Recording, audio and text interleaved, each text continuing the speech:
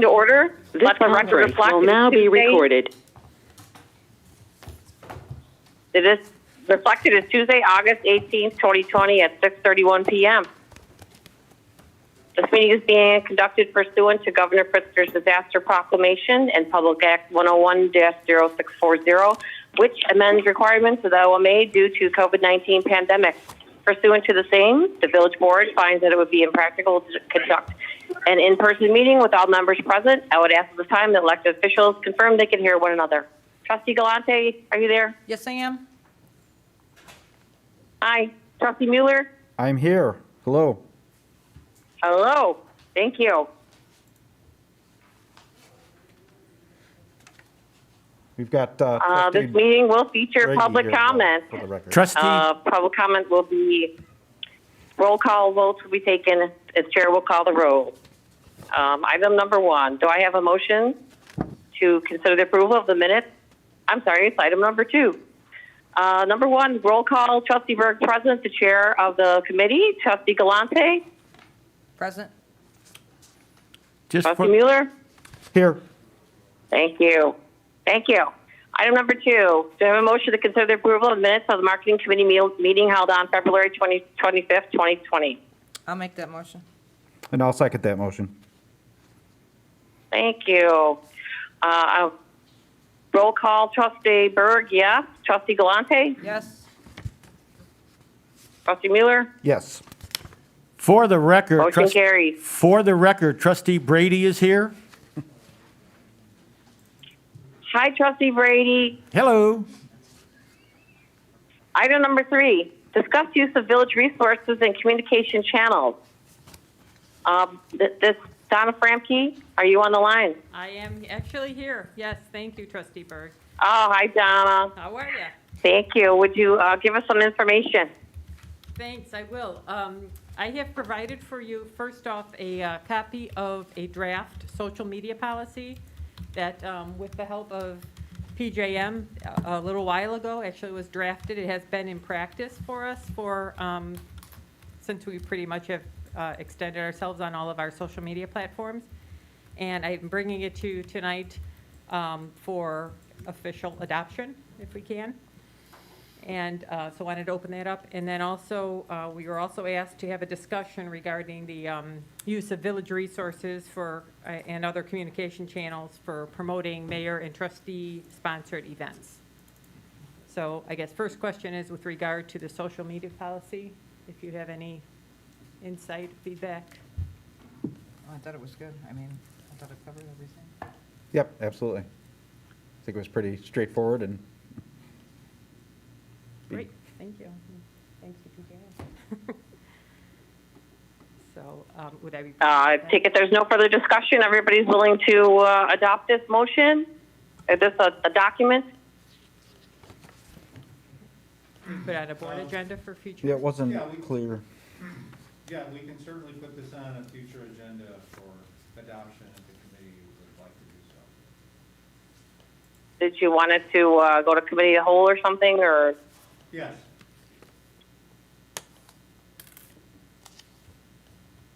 Okay. Do you want to? There's no further discussion at this time. We'll move to item number 4, Actually, I think- receive update on special events. Actually, Trustee Berg, if we could go back a little bit, I think there was some request to have some conversation about potentially using our village channels for our Yeah. non-village sponsored or mayor and trustee sponsored events. Yeah, just to add that to a little. I apologize. Um, I apologize, Don. I thought you were finished. No worries. no, Trustee Burke, just a little bit. So, you know, for a number of years, the village has had policies where trustees could communicate. Obviously, in the old days, we had like a village newsletter where trustees had columns of information about their committee. Obviously, that's changed now with more of our communication being on social media and other forms. And so I know there was some questions about whether trustees should be able to have individual communication on specific issues through social media, which obviously we changed that since we don't do the newsletter anymore. So I think that was the second part of the discussion, whether there was going to be any feedback on that.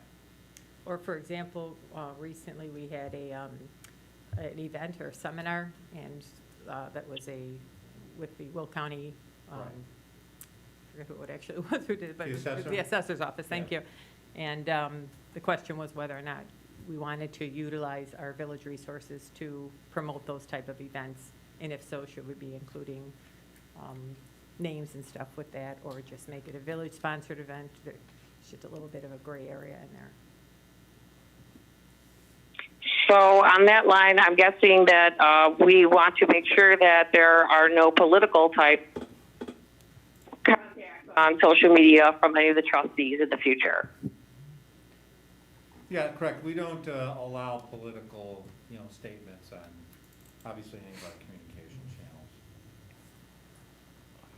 Trustee Burke, can I add to the discussion?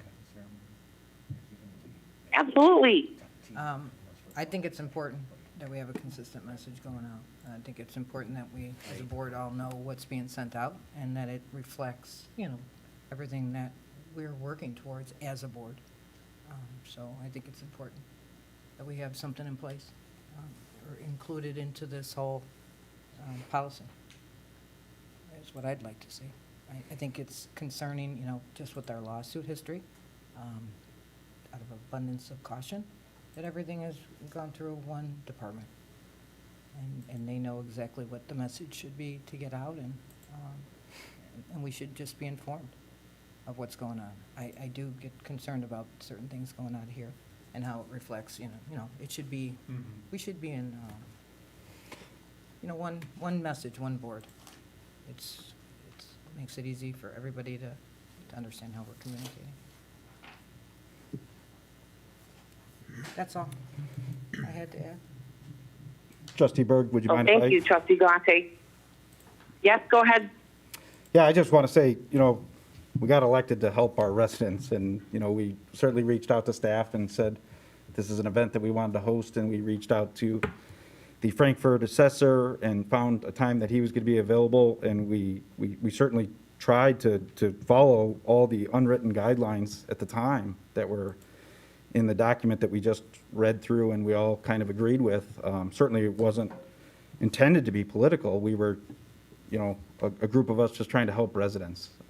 So I don't think we should be discouraging that type of activity. Oh, absolutely not. I think it's a great thing, yeah. So if there's a different way that we want to do this, so slightly or whatever that is, I'm not going to be involved in every event that the village hosts. I can't be. We have other jobs as well. This was just something that was, near to me just because I live in Will County, and we've struggled to get a hold of Will County in the past to get them to talk to us about the assessment process, the tax process, all of it. And so I thought this was a great opportunity for the residents of Tinley. So Well, I think it's great too. I just think we should all be included. I mean, the board, we're all doing things outside of our regular jobs. I mean, I may not be putting my picture on everything, but we're all out there. I think we should all work together, include everybody. We are definitely going to be stronger as one. So just include everybody in it is how I feel it should be. Why would we only have a couple trustees included on something? Just because, I may work with a group on something, I would certainly always offer it to all of the trustees to come and be part of it. I mean, why would we only include a couple? the three of us reached out to the Will County assessor and then reached out to staff. There was no malicious. It was just, we were putting this together to try to help the residents. I mean, I participated in years past in these events that you guys have hosted, so I would have been there for you. I've gone every year you've hosted them as One Tinley Park, so why wouldn't I have gone? Well, if we hosted it as One Tinley Park, we did not use a single village resource for anything. So let's be very clear about that. I understand. I'm just saying I think it should be clear. We should just put things out of the village that are strictly village business, and that everybody should be included on it. I think it's an odd message only to include some of the trustees. We should be inclusive, include everybody. We work together. We shouldn't, I mean, do I want to have, should I ask every time I work in a different area to get my name? I mean, I just think you should include everybody. We work together, one team. Okay. That's how I see it. Otherwise, it's just confusing even. Well, I do agree with Diane. United we stand, divided we fall. I understand that aspect of this. I'm not really sure. It's not an open meetings act of any type that the 3 trustees did participate in this event. So that is one aspect that I'm comfortable with because as a clerk and 2 trustees. But in the future, it would be nice to work together. Absolutely. Well, yeah, trustee Berg, if it's something you want to bring to certainly the COW with the rest of the media policy, that's fine. I wouldn't really look at this as an OMA issue, obviously, unless 3 people are talking together, it's not a problem. But if as a policy, the board wants to have everything, have everybody's name on it, that's a board policy decision, so. Or at least aware, you should be aware what's going on. And not so much on this one, but there's been other things that have come out that Dave. I read the first time.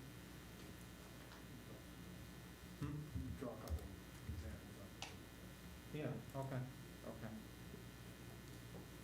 Yeah, I mean, the village attorney can get us a couple of examples, and so, yeah, I think I'm hearing a little bit communication is part of it, and, Well, we should be aware of what's coming out. It was, it's Yep. surprising when you see things for the first time and a message is being conveyed and you're completely unaware.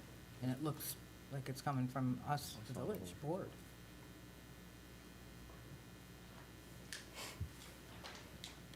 okay. Well, it's always a good reminder since we have an election coming up as well. Is there? Okay, well, I think we understand the committee direction. We'll provide some examples when this gets to the COW, so, okay. Okay, is everything included there, Donna? Are we good? Yes, we're good. Thank you. Okay, well, thank you. Item number 4, receive update on special events. Yes, thank you. So last Saturday, we had our first Music in the Plaza in a revised socially distant format. As I had communicated to you via some memos, that we did utilize a ticket tailor platform to provide tickets to our residents. What we did find is there was a little bit of ticket hoarding that went on by some people who took tickets and did not show up. We did have a weather issue on Saturday compounded by that. So long story short, we ended up with about half of the people that took tickets that were there.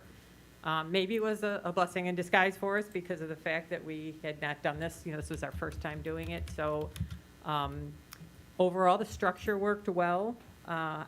We are poised to move forward with the next 2 events on the 29th of August and September 12th. We are going to implement a new setup whereby if there are tickets available after a certain hour, first of all, we'd have an option for people to turn in tickets if they were not going to be using them. And then if there were tickets available and people wanted to, be waitlisted and show up that night of, maybe around the 7:30 hour, they could do that. So it was a couple things that we learned from it, but overall good. The people who were there enjoyed it very much. The event came off very, very well, so we're chalking it up to a plus. We're also working on the holiday events and the Boo Bash, the Halloween event, looking at, again, some more socially distant implementation that potentially would be more of a flow event, looking at keeping people in groups under 50 for Halloween. Have gotten a lot of feedback from our marketing and branding commissioners and from some people who took the initiative from the general public to just, for one, express their appreciation of the village continuing to host these events and to, really hoping that we're going to do something for Christmas, especially photos of Santa, which, as you can imagine, presents a whole set of concerns. So we're looking at doing things, potentially spreading it out over a longer period of time, maybe having Santa behind a piece of plexiglass or something that people can still take, their photos with them that they've become accustomed to. Looking for engaging our businesses with us a little bit more. Also, some suggestions that were made were potentially bringing back our house decorating contest for those type of events and kind of turning things on their side a little bit so that people can kind of go out at their own comfort level and appreciate things around the community. So we're continuing to work and refine these events so that we are able to offer something to our residents. That's what I have for you right now by way of an update. Do you have any questions? Well, thank you, Donna. It sounds like it was great. Everybody was excited to go. I know people were like, I didn't get tickets. I'm like, well, you should have gone sooner. Well, the tickets sold out in like a day and a half, so there was a demand. Yeah, so he who hesitates was lost, right? That was my brother, by the way. Anyway, I'm really glad it turned out. I'm really thankful for everybody's hard work on that. And Halloween is a Saturday night this year. Look out. I know. I have one more thing, Ms. Berg. Oh, yeah, of course. Go ahead. I think you missed one. I think we have our last, Our last cruise parade is Yes, going tonight, on as so- we speak, really. I think we're just about getting ready to kick that off, so. Congratulations, Those have also that been went very well. well received. Yep. One of our marketing branding commissioners shared with us last evening how Lamont wants to copy it. And there are two, she works for Starbucks. There's a Starbucks in Lamont that the people were talking about, and Homewood was talking about another community. We're envious that we were able to pull that off, so it was successful. yep, great work. Thanks for the feedback. Diane, any comments?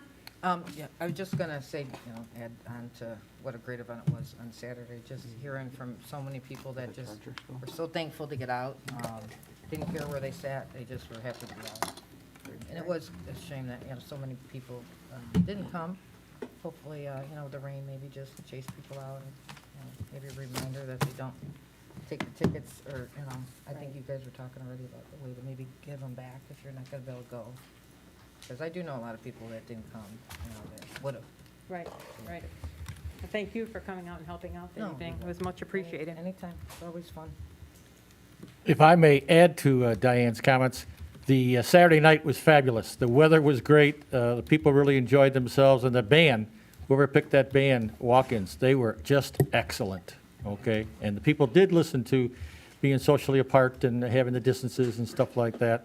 That didn't seem to be an issue for anybody. They were happy to be out, happy to be in a beautiful night, and again, the band was fabulous. You guys did a great job. Well, thank you, and thanks for coming out to do the announcements. Much appreciated.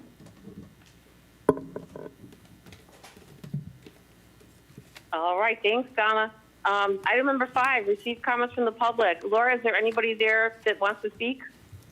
There is not, ma'am. Anything in writing or on the phone? Nope. Thank you. Do I have a motion to adjourn the marketing committee meeting? I'll make that motion. And I'll second it. Excellent, thank you both. Trustee Berg, yes. Motion to adjourn. Trustee Galante? Yes. Trustee Mueller? Yes. Motion carries. Thank you. It's 6:49.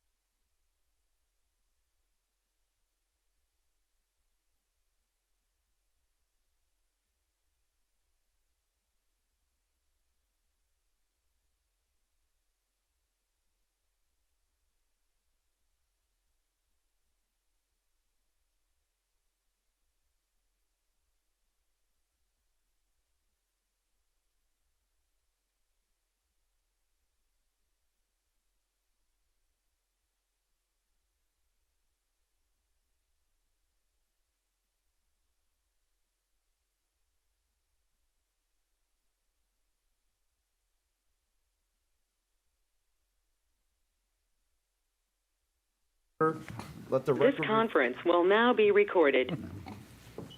At this time, I'd like to call the special committee of the whole meeting to order. Let the record reflect it is Tuesday, August 18th, 2020, at 7:02 PM. This meeting is being conducted pursuant to Governor Pritzker's Disaster Proclamation and Public Act 101-0640, which amends requirements of the Open Meetings Act due to the COVID-19 pandemic. Pursuant to the same, the village board finds that it would be impractical to conduct an in-person meeting with all members present. I would ask at this time that the elected officials confirm that they can hear one another. Trustee Byrd. Yes, I hear you. Trustee Brady. Yes. Trustee Brennan. Yes. Trustee Galante. Yes. Trustee Mueller. Yes. All the materials for this meeting are available on the village's website, and we recommend the members and the public follow the agenda as posted. After members have spoken, I will afford public comment as follows. Once I, the chair, has a list of all public commenters, I will call on each person present at the meeting and afford them 6 minutes for their comments. The public was also provided the opportunity to submit a request until noon today by email to the clerk's office at tinleypark.org or by placing their written request in the drop box at the Village Hall to participate publicly via a live telephone call at the relevant portion of the public meeting, and they would have Laura Gadet call them. The public was provided the opportunity to submit written comments until noon today by emailing their public comments to the clerk's office at tinleypark.org or by placing their written comment in the drop box or at Village Hall. Finally, each vote taken in this meeting will be conducted by a roll call vote. Madam Clerk, can you please call the roll? Trustee Berg. Here. Trustee Brady. Here. Trustee Brennan. Present. Trustee Galante. Here. Trustee Glotz. Present? Trustee Mueller. Here. President Vandenberg is absent. Item number 2, consider approval of the minute, or I'll make a motion to approve the minutes of the special committee of the whole meeting held on August 4, 2020. I'll second it. Madam Clerk, can you please call the roll? Trustee Berg. Yes. Trustee Brady. Yes. Trustee Brennan. Yes. Trustee Galante. Yes. Trustee Glotz. Yes. Trustee Mueller. Yes. Motion carries. Item number 3, discuss the following liquor licenses. A, Class E liquor license for the Fry the Coop, located at 16703 Harlem Avenue. And B, Class AV liquor license for Burrito Jalisco, located at 7547 159th Street. Hannah, do you want to take this one? Yeah, sure. Thanks, Trustee Glotz. So we'll start with the first one, the Class E liquor license request for Fry the Coop, 16703 South Harlem Avenue. The petitioner, Joe Fontana, founder and owner of Fry the Coop, is seeking a Class E liquor license, which allows for the sale of beer and wine only for his location that will be opening soon here in Tinley Park. Fry the Coop, it features Nashville hot chicken. It's already seen much success in its 5 other locations, which currently include Oak Lawn, Elmhurst, Prospect Heights, Chicago's Loop, and Chicago's West Town. In addition, the establishment has been featured on a lot of the news channels such as WGN, ABC, as well as some of the newspapers. So, it's a exciting establishment that we're looking forward to having here in town. And if the board is okay with it, again, the request is a Class E liquor license for the sale of beer and wine. Do we have any pictures or photographs of some type of diagram? This is just for the liquor license, so are you looking for? Okay, I'm sorry, I'm thinking of the You're all burrito. right. And I will say the petitioner, Joe Fontana, he is here if you have any questions for him. Let's go around the table. Trustee Brady, you have any questions? No, sir. Trustee Brennan? No, just really looking forward to it. I've been to your Oak Lawn location, and I believe you've been rated as like the second best chicken sandwich in Chicago, so looking forward to your opening. So. We're working on number one. All right, very good. Trustee Mueller. Yeah, share Bill's sentiment. I actually have been to your Elmhurst location. Really enjoyed it. My kids had some baseball up there, and we were able to get out there before the game and get some fried chicken for the adults. And really liked it. It was really, really good. So looking forward to having you here in town. Thank you for supporting us. I'm smiling under this. Trustee Berg. I saw you on Good Day Chicago. It looks fantastic. Thank you. I'll just add thank you, Mr. Fontana, for coming to Tinley Park. I've put many of your sandwiches in my belly. They are great chicken sandwiches, and thank you for moving down the street to Tinley. Trustee Galante. Same, very happy you're coming. Thank you guys very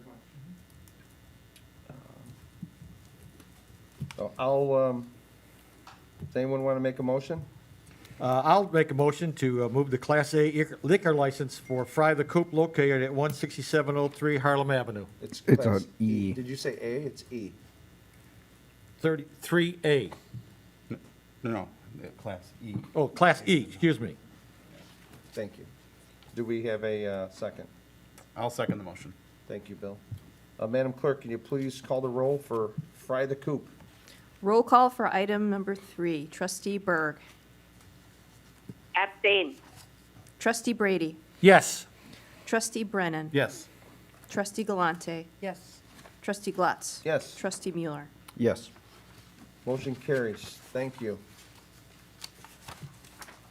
We will also, then you'll be on the agenda for the board meeting after this. Item 3B. So this is a Class AV video gaming request for Burrito Jalisco located at 7547 West 159th Street.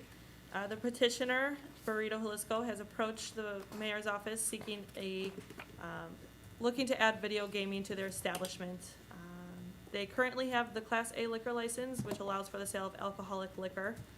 Burrito Jalisco has been in Tinley Park for over 18 years, but with the challenges restaurants have faced, they are seeking to add video gaming as an additional revenue source.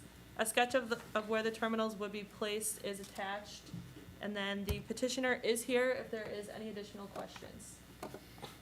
Go around the horn. Trustee Brady. Have we seen any drawings or anything to check on the wall that we usually make sure that everybody has? There is a drawing in your packet. I could pass one around if someone needs to see it. It's on page 11, so. And No. I can add on the drawing, Right they here, do Bill. propose the walls to be 7 feet per the board's requests. Okay, that looks satisfactory. Trustee Brennan. Nope, it looks good to me. Looks like it's separated from the booths area, and it's got the wall, so good by me. Trustee Mueller. Is the petitioner here? Is the bar like a full-time bar, or? No, it's not a full bar. We never have bar. Okay. It's a dining restaurant. We have a bar, but it's not like a bar. And I've never been. Is it a sit-down restaurant? No. Okay, so you come in, you talk to a waitress, they seat you down, and then you go to your table. Okay, perfect, thank you. Those are the two questions I had. Trustee Berg. This is one of my favorite restaurants in Tinley Park. She's really excited tonight. I just wanted to add, Mike, thanks for that. That was one of my questions, to make sure that they had servers. And happy to see that they actually did the 7-foot wall prior to. Usually they come to the meeting, they don't do it, and then it gets pushed back. So thank you for doing your due diligence on that. And Trustee Galante. I have no questions. Probably I'd have to acknowledge staff on that one. That would be, I imagine they would give them the heads up, so thanks, Hannah. Thanks, Hannah. Anyone want to make a motion? Yes, I would actually. I'll make a motion to move the Class AV liquor license for burrito, Jack like, What? for the burrito located at 7547 159th Street to the village board for approval. I'll second the motion. Madam Clerk, you please call the roll. Roll call for Burrito Jalisco. Trustee Berg. Abstain. Trustee Brady. Yes. Trustee Brennan. Yes. Trustee Galante. Yes. Trustee Glatz. Yes, Trustee Mueller. Yes. motion carries. Item number 4, discuss the Oak Park Avenue facade grant for J.W. Holstein Saloon at 17358 Oak Park Avenue. Hannah, are you on the line? Or sorry, not Hannah. Kimberly, are you on the line? Can you hear us? Hannah's in front of us. Yes, yes, I am. Can you hear me okay? Yep. Great. Thank you. Robert Barker, the applicant and sole business owner of J.W. Holstein's, is pursuing one of our grants. They've been operating there since 2012, but historically the location at 17358 South Oak Park Avenue has been a bar or saloon since, I guess, about 140 years, apparently. So it has a long history of being a place, an establishment in the community, and they have a rear patio that's been there for quite some time, and it's starting to see some deterioration. So staff went ahead and contacted the business owners, see if they'd be interested in pursuing the facade grant program, which we believe this would be eligible for, as it does relate to outdoor patio elements, which this is something that would be eligible for this program. The cedar fence currently surrounds the outdoor patio and screens it from the back drive aisle, and it's in need of repair. They did provide us with some cost estimates. They did prefer to work with the JP Custom Carpentry, who they've done work with in the past, but also provided them a full proposal, which included painting and the custom fence, which the other proposal did not include the painting of the actual cedar fence. This did go before the ECC, which recommended unanimously to approve the application at their August 10th, 2020 meeting, and this would be to provide a grant in the amount of $10,900, for which would be 50% of the cost of the replacement of the entire outdoor patio. We've also encouraged and have been talking to the owner of the property as well as the tenant to potentially look at expanding the outdoor patio, and by receiving this grant, they would still be eligible in the future if they would like to do that down the road and expand the grant. Thank you, Kimberly. So pretty straightforward application. If you have any questions, I can help you out. That's perfect. Thank you, Kimberly. We'll go around the horn from the trustees. So, Trustee Brady? No, everything's fine by me. Trustee Brennan? Nothing at this time. Trustee Berg? It looks so nice. I love it. Trustee Galante? No questions? Trustee Glatz? I'm all good, thank you. And then myself, I just want to say we did have the petitioner come to the ECC meeting and answered any questions that the ECC had, which is why we didn't require him to come today for the grant. But it looks great. I think the ECC and Kimberly and the staff did a great job, and I'm looking forward to this improvement back there. So I'll give it back to you, Mike. Anyone like to make a motion? I will make a motion to move the Oak Park Avenue facade grant for J.W. Holstein Saloon at 17358 Oak Park Avenue to the village board meeting for approval. I'll second your motion. Madam Clerk, can you please call the roll? Roll call for item number 4. Trustee Berg. Yes. Trustee Brady. Yes. Trustee Brennan. Yes. Trustee Galante. Yes. Trustee Glatz. Yes. Trustee Mueller. Yes. Item number 5, discuss contract renewal with GovTemp USA LLC for our planning manager. Kimberly, right back over to you. Great. Thank you. We have been contracting with GovTemp USA to fill the planning manager role in the community development department. This contract is expiring September 4th of 2020, and I'm requesting to renew this contract. The terms of the contract have been modified to reflect the new hours, which will be now 24 hours a week. and that total base compensation paid is $77.49 per hour, with $55.35 of that being paid to the contract employee. Paula Wallach has been a valuable resource to the Community Development Department. She also filled in for me during my recent maternity leave and did a great job doing that, and she has been a great resource to us as well with her experience. And so we are shifting down the hours slightly as we are, working towards our goals for building up the Community Development Department. We weren't able to hire this year for a full-time planner due to this year's budget and being impacted by COVID, but we'd still like to retain the services of Paula Walrick in the meantime. And therefore, I would like to recommend taking this to the August 18th Village Board for review and approval of her contract.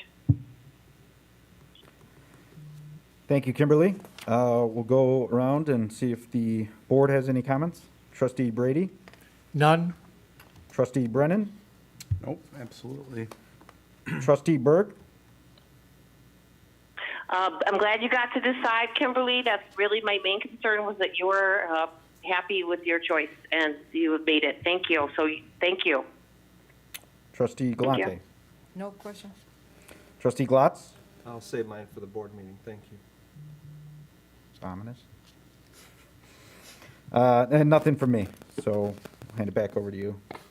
Would somebody like to make a motion? I'll make a motion to move the contract renewal for GovTemp USA LLC for planning manager to the village board meeting for approval. I'll second that motion. Madam Clerk, could you call the roll, please? Roll call for item number 5, Trustee Berg. Yes. Trustee Brady. Yes. Trustee Brennan. Yes. Trustee Galante. Yes. Trustee Glatz. Yes. Trustee Mueller. Yes. Motion carries. Thank you. Item number 6, discuss potentially combining Community Resource Commission and Marketing Commission. Donna, could you walk us through that, please? Yes, thank you, Trustee Glatz. As you know, we have 2 commissions right now that work very closely with the marketing department. First one being the Community Resource Commission, which was established as actually the Human Resources Commission somewhere in the mid-1970s. And they've been focused on working with the community in the village and philanthropic organizations, and also hosting some events. And then recently, in the last, inside the last 4 years, I think it was, 4 years, we've developed the Marketing and Branding Commission. And their focus, of course, is to promote the brand, and they work very closely with the village with regard to events and brand and benches and those type of things. So the Community Resource Commission, there's a core group of people that probably have been working together for the better part of 30 years, at least on average, a core 8 or so of them. And with their relatively recent passing of their chairperson, and their self-admitted fact that they are approaching, their average age is probably in the mid-60s. One of their commissioners had approached us, indicating that they'd really like to find some more people who could join them, who they can pass the baton to, who they can, share their knowledge with and their history, longstanding history with the village, to kind of, keep that alive. So we did some evaluation, of course, with our strategic plan and where we really need the most assistance. And what I'm proposing to you is a recommendation that we give some consideration to combining those 2 commissions with a slight refocus with the development of potentially 3 subcommittees. One, the volunteers and events committee that would focus on bringing together a volunteer corps that could assist us, not only now and when we have these Music in the Plaza events and other events, but as we prepare for the impending Harmony Square that's coming on board eventually. We also, one of the things that was brought up was that this village has a very strong volunteer base that often dates all the way back to people who came up from youth commissions or JC's organizations or whatever. And so one of the tasks, the idea was to potentially consider creating a volunteer youth corps that could also, start them while they're young and get them providing a structure for them to assist the village. The second subcommittee would keep that tourism focus and work on initiatives that advance the Life Amplified brand, working with our hospitality-related businesses and recommending, strategies and ideas to continue to promote the brand. And then third one, being kind of a community involvement or a community engagement-focused subcommittee that would keep our Tinley Park TV studio alive. As you know, we have a great core of volunteers that assist not only with the Discover Tinley show, but with the Chamber show as well. And we'd like to, it's a great opportunity for our youth to kind of come in and get involved, learning the field a little bit. And if they like it, they stay with us. And some of the people who have been working with us, recording our board meetings, work with, have come up through that program. So we'd like to keep the Tinley Park TV studio alive, as well as continue to look for opportunities to engage our community through all the social media platforms and other communication platforms and other outreach activities. And then also that group could be the core group that would keep that Read Abroad scholarship alive. That is also a program that identifies, as you know, youth who give back to the community. So we feel that kind of structure would probably be a really great structure that would support the department, support the village's initiatives. And so brought that back to both the Community Resource Commission last week and the Marketing and Branding Commission last evening. And Community Resource Commission, they like the idea, are going to continue to think about it a little bit more. I told them we were bringing it to you this evening. Marketing Branding Commission was very much in favor of, they felt there was a great opportunity to learn from those volunteers who have been around for such a long time and to have that wide base of people who could help us promote our initiatives. So I'm bringing this to you for consideration to get some feedback from you, and if this is something you're in favor of, and if you have to understand if you have any concerns. Thank you, Donna. You always do a great job. Is there any questions from the board? No, I just think it's a great idea. Get all that knowledge together, and the amount of people that are involved, it'd be great. Great. Well, Yeah, I'll just say it's taking advantage of what could be a bad situation and turning it into the best possible outcome. So it's great creativity on the team's part, and support it, yeah. Great, thank you. Great. Well, anyone else? Do we, someone want to make a motion to combine the committees? I'll make that motion. I'll make a motion. Thank you. Oh, sorry. Thank you, Trustee Byrd. I'll second that motion. Madam Clerk, can you call the roll, please? Roll call for item 6, Trustee Byrd. Yeah. Trustee Brady. Yes. Trustee Brennan. Yes. Trustee Galante. Yes. Trustee Glatz. Yes. Trustee Mueller. Yes. Item 7, receive update on fiscal year 2021 budget. Andrew Brown, would you like to fill us in? Oh, why not? Thank you very much, Trustee Glatz. Wanted to take an opportunity to update the board. The last time we were here talking about the budget was late April, early May, when we were trying to come up with a new spending plan. At that time, we were able to work with other department heads and the village board to come up with about a savings from our approved budget of about $6.7 million that we were able to reduce expenditures on the fly so that we could continue to provide core services to the residents while managing what at the time we didn't know would be the impacts and further outlay from the COVID-19 pandemic. At this time, and included in your packet, was the June report, which encapsulated expenses through the month of June, as well as revenues received, which reflected most of our state distributed revenues, like sales tax, our home rule sales tax, use tax, income tax, motor fuel tax, hotel tax, and some other revenues, basically through March. So, and we all know that March was about a half a month of normal activity and then half a month of being shut down.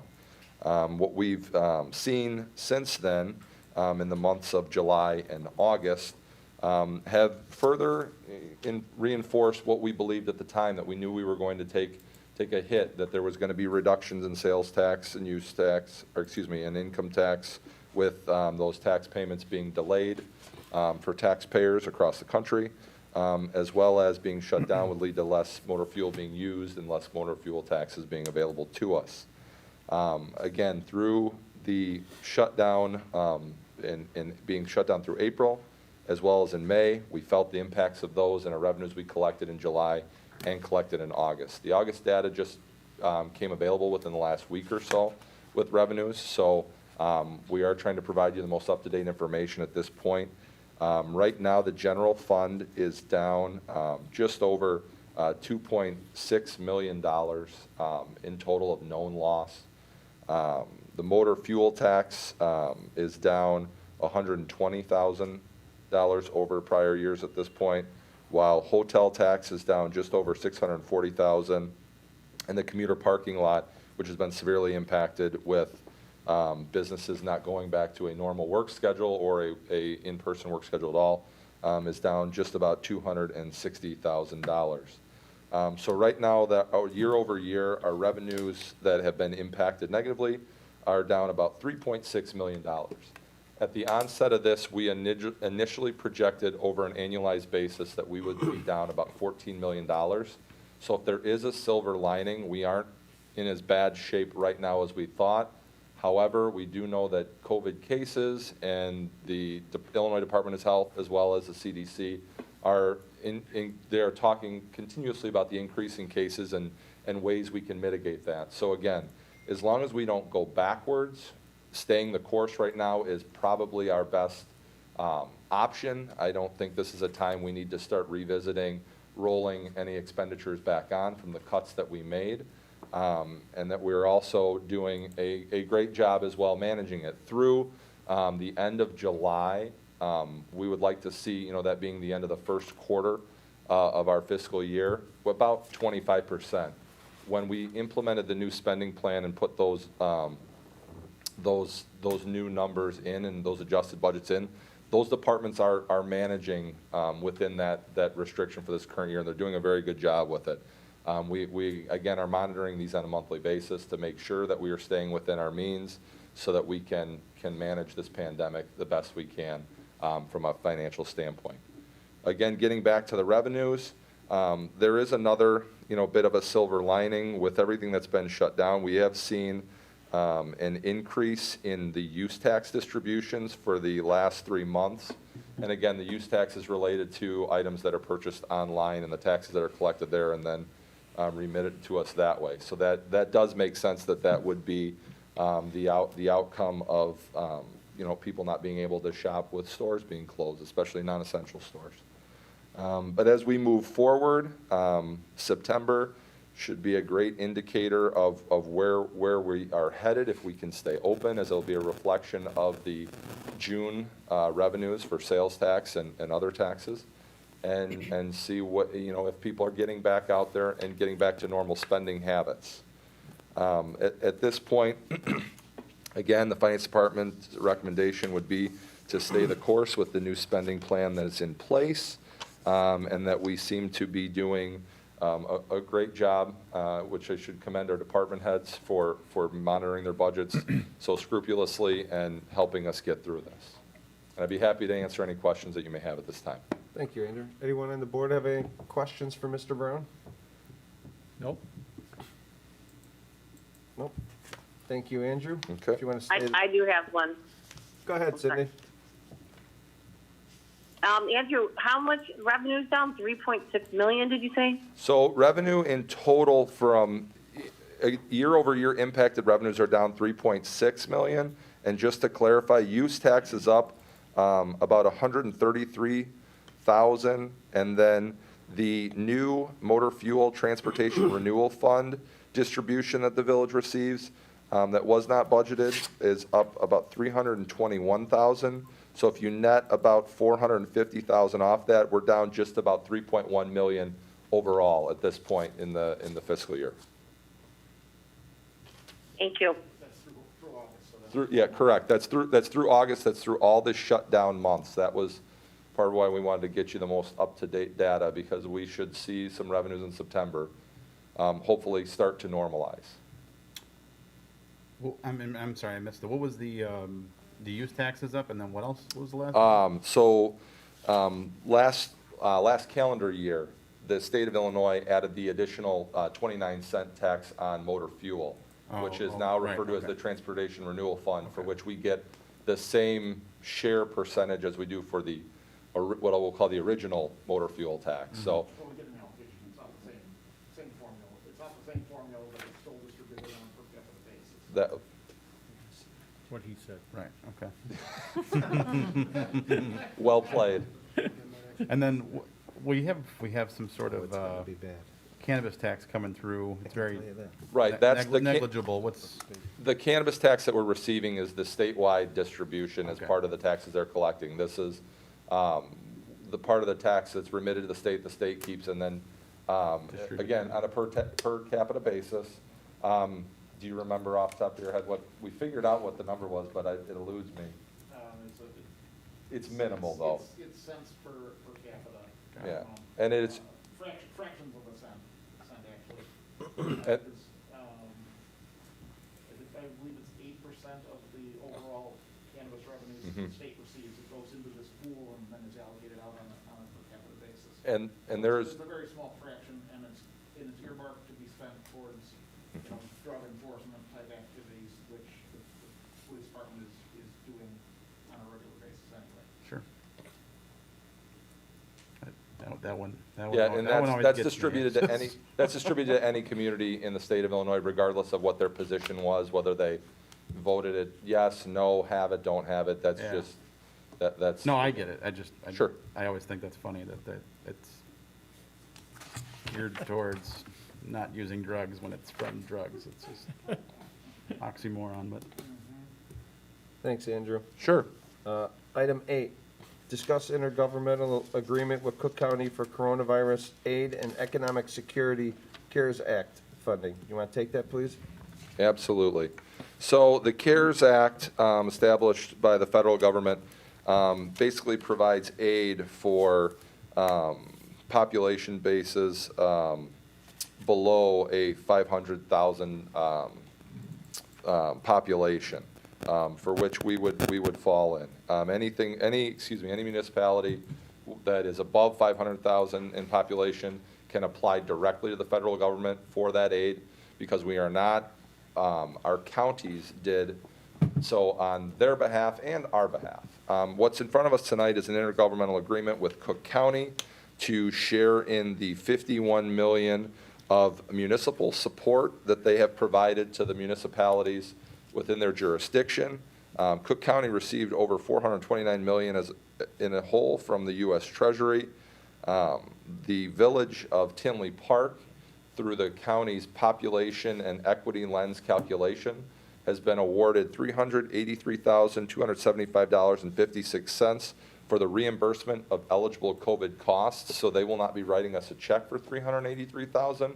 We will be submitting expenditures that will exceed that amount, just to cover anything if they were to say that they don't want to cover X or Y, because again, there is a, there are some rules and regulations as to what we can apply for through the county. So we have more than enough expenditures incurred through this pandemic to recoup that $383,000 that they've awarded us. And this is one of 3 steps that they require. The first step being a letter of intent from the village before the end of the month, stating that we will be not only accepting the award, but how much we will be utilizing, to which it will be the full allotment, the IGA, and then a general application, which is almost their version of a vendor form, so that we can receive said funds. And I'd be happy to answer any questions you may have regarding the IGA with Cook County. Anyone from the board have any comments for him? Nope. I just have a quick question, Andrew. Can you just share what me and you went over yesterday with the distribution of that and how it's being calculated as far as? Sure. So the first piece of it is the easy part, was the math equation of that Cook County got down to about $5.90 per person per community. So that was the first distribution. Tinley Parks was reduced by by 13% of what that calculation would be based on the 2019 U.S. Census, for which they used to determine that the population of Tinley Park that resides in Cook County is approximately 87%. So that's why that when you do that math, it doesn't come out exactly right. Then the other side of it is an equity lens that takes into account for your area, for our area, excuse me, the COVID deaths, the tax base within the area, and some other economic factors with median household income, and just trying to level the playing field from an economic standpoint, where areas that were severely hit but had less resources to potentially combat this were weighted more heavily, because you have communities that are a quarter of our size that received 2 times or more the allocation. So there was a piece of this to be equitable amongst communities in need that got a larger distribution, and those that may be in a better position received less. Very good. Thank you. Thank you, Andrew. You're welcome. So ones that were fiscal responsible, the number changed. Yeah, it is. I mean, there's the economics of the region that were really taken into effect, along with the impact based on COVID deaths that really tilted that equity lens calculation towards those areas being awarded more money than other areas. The good thing about it, at least it just shows how well the finance department's doing in Tinley. I think it's reflective of how well we're doing as a community as a whole, not only from a financial standpoint, but our responses from public safety and minimizing, the spread the best we could in our EMA agency, doing a stand-up job of getting ahead of this so that we didn't have to experience the number of deaths that certain areas and certain communities did. So this is really a gold star for that entire community, not just the finance department. I mean, per capita, I think I read somewhere, it should be somewhere around 9 million. If they did it per capita, I think how it was originally discussed, so. But well, we also did, while I'm here, we also did receive an award from Will County for their portion of the CARES Act funding they received. And they are distributing about $33 million amongst the municipalities in Will County, and they are on when it comes to municipalities, a population base of $41.25 per person. So we're going to receive just over $306,000, because again, there was an adjustment for our population base that resides in Will County, not for our entire population base. So thank you, Andrew, Brad, and your team.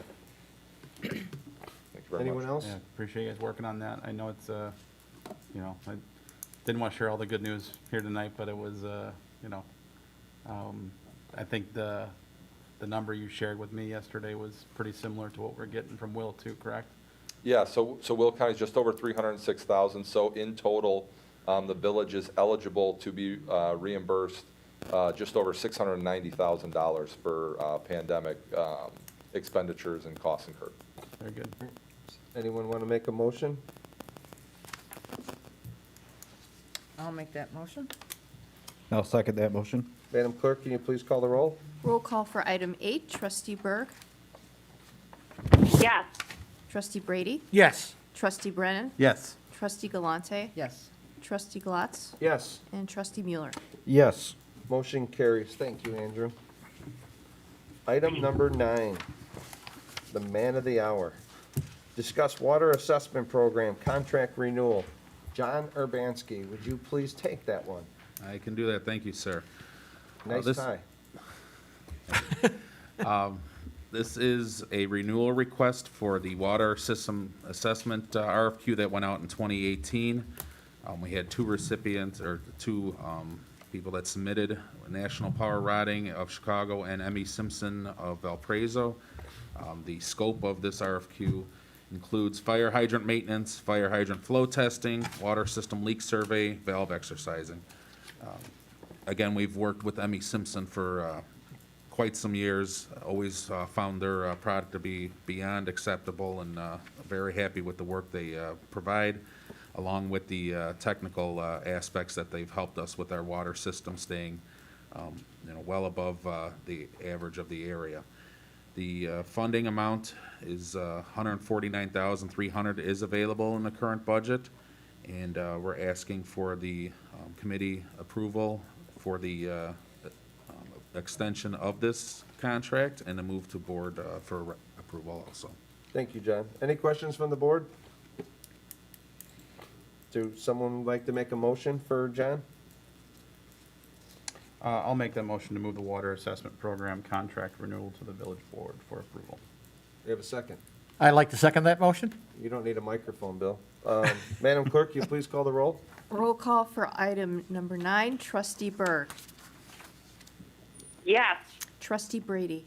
Yes. Trustee Brennan. Yes. Trustee Galante. Yes. Trustee Glatz. Yes. Trustee Mueller. Yes. Motion carries. Thank you.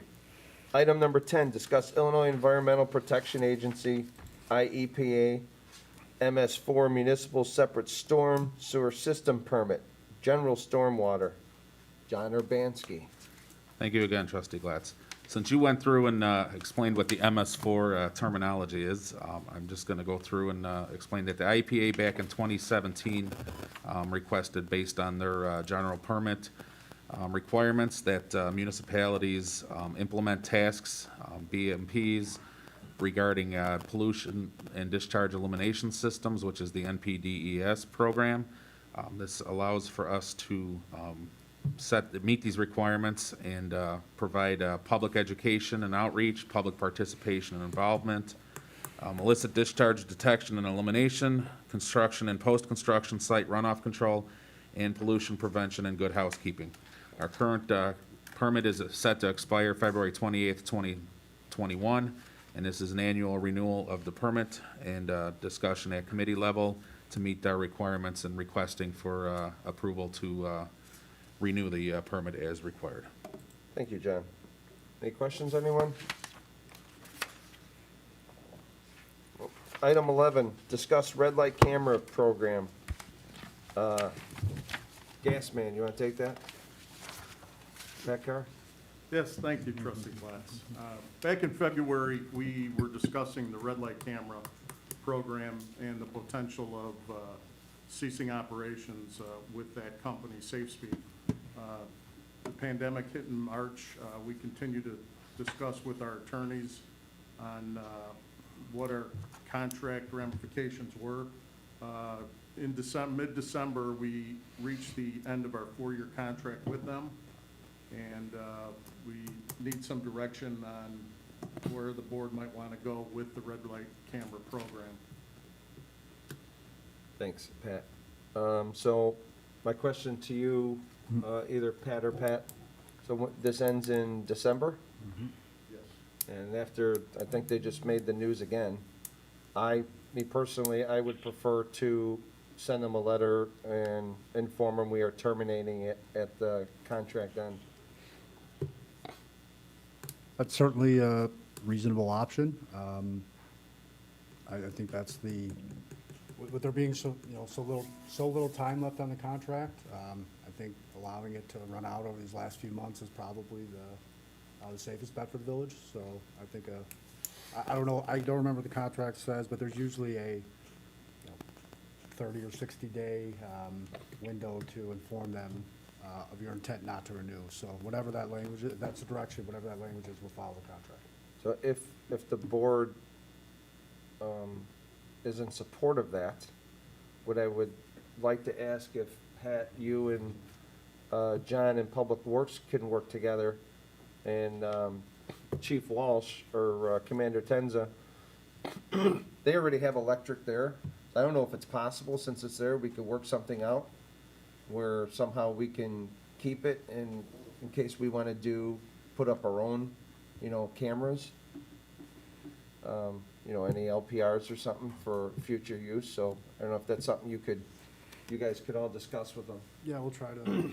They may be Yeah, happy we not to can. take it down. Yeah, well, I don't know what their stance is on that. Well, again, we'll have to see what the contract says. It's obviously their equipment, I believe, but who knows, we can look into it. Yeah, they could have the equipment. I would just like to have, for John to have the power already run and, you know. I know some of that was woven through with IDOT, and they had to get IDOT, so I don't know that all of it's going Well, necessarily.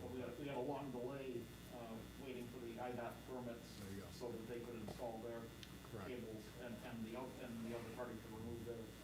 Okay, so, John, if you wouldn't mind, if you could get involved in that with, We'll monitor it. Pat Conley and, I don't know, probably Commander Tenzai, I would guess. Yes, sir. Thank you. Anyone, any comments? Yeah, I would just, I just agree with you. I think we should just let the contract run its course and, let it roll for, let it run out and give them notice to, disconnect. So, And I'll completely agree, and I think your idea of using whatever infrastructure we can that's there would be very helpful. And I know the police chief has talked about this item in the past, and it's not even providing additional public safety. He believes it actually increases accidents at some of those spots, especially in our the way our set up and the red light versus the green arrow. And I've been on the receiving end of that red dot, so I'm happy to see these gone. I'd have to agree with my colleagues. Trustee Berg? I feel like the red light cameras are a cash grab. I know in November 2018, I had 3 of them in a row, all around Christmas time, and I'm totally in favor of getting rid of them. I just don't know what other revenue source that will replace it. So as far as that goes, not sure about that aspect of it. Trustee Galante? The same, I feel the same. They need to come down. I think we've talked about that in the past, but like Trustee Berg said, it's just what's going to replace the revenue. Okay, so I think you have direction. How much would, if I go back, how much are we losing because of it? What would be the revenue that we're losing? Just over 600,000. Okay. Which funds our road program? The fines that we receive from the red light cameras is dedicated solely to support our pavement management program, our annual pavement restoration, that along with vehicle stickers supports that program. Okay. And that's in supplement to the motor fuel tax. The motor fuel tax alone does not cover our annual funding requirement.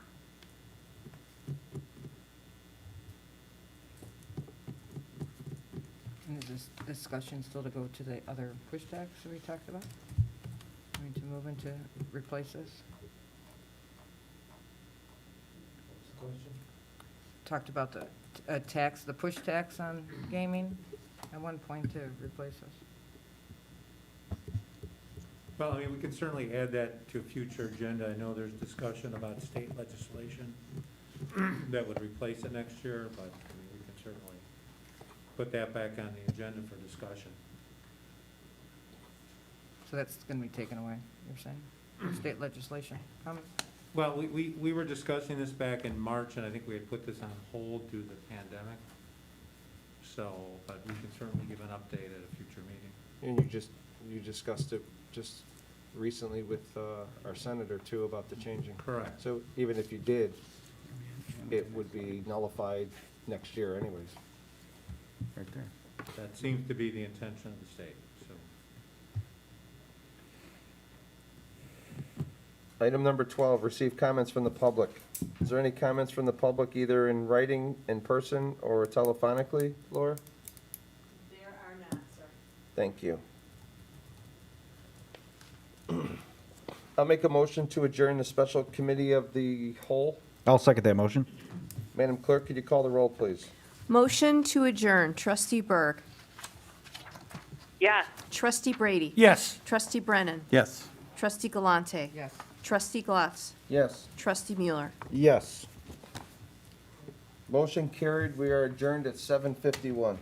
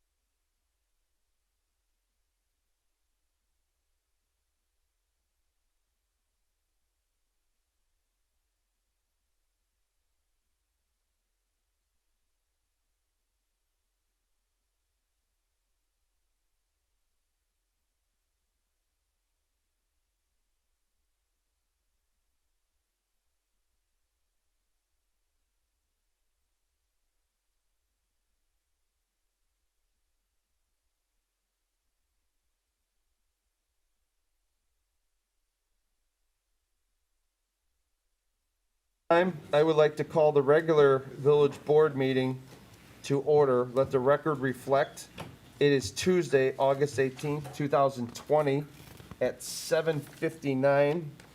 Sorry, we are running 29 minutes late. That's why we should space these meetings out a little bit more, Dave. Probably be easier on everyone.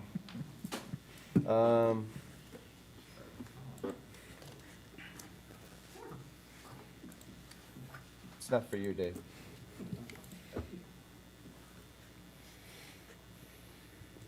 This meeting is being conducted pursuant to the Governor Pritzker's Disaster Proclamation and Public Act 101-0640, which amends requirements of the Open Meetings Act due to the COVID-19 pandemic. Pursuant to the same, the village board finds that it would be impractical to conduct an in-person meeting with all members present. I would ask at this time that the elected officials confirm that they can hear one another. Trustee Berg. Yeah, Trustee Brady. Yes. I hear you guys. Trustee Brennan. Yes. Trustee Galante. Yes. Trustee Mueller. I hear you. Mayor Vandenberg. And locked out again. All right. All the materials for this meeting are available on the village's website, and we recommend the members of the public follow the agenda as posted. After the members have spoken, I will forward public comment as follows. Once I, the chair, has a list of all public commenters, I will call on each person present at the meeting and afford them 6 minutes for their comment. The public was also provided the opportunity to submit a request until noon today by email to the clerk's office at tinleypark.org or by placing their written request in the drop box at the village hall to participate publicly via a live telephone call at the relevant portion of the public meeting. And the public was provided the opportunity to submit written comments until noon today by emailing their public comments to the clerk's office at tinleypark.org or by placing the written comments in the drop box at Village Hall. Finally, each vote taken in this meeting will be conducted by a roll call vote. At this time, now let's begin the Pledge of Allegiance. Pledge allegiance To the flag of the United States of America and to the republic for which it stands, one nation, under God, indivisible, with liberty and justice for all.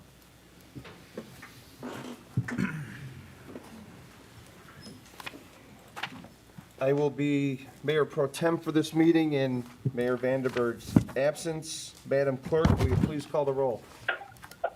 Opening roll call, Trustee Berg. Yes, Trustee Brady. Yes. Trustee, here.